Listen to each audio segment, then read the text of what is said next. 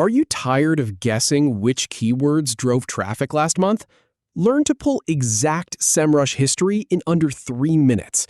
First, we'll access the query logs, then filter by date, and finally, highlight key changes. Let's dive in. Start by heading over to the Semrush Query Logs section. Click on the Query Log entry. Then click on Query Log again to open it.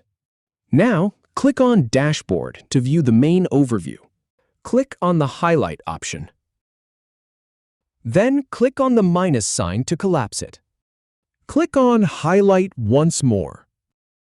Finally, click on Query to see the details. If you have any feedback or if any info is inaccurate, please leave a comment below. We'll do our best to answer or redo the video if needed. Thanks for watching.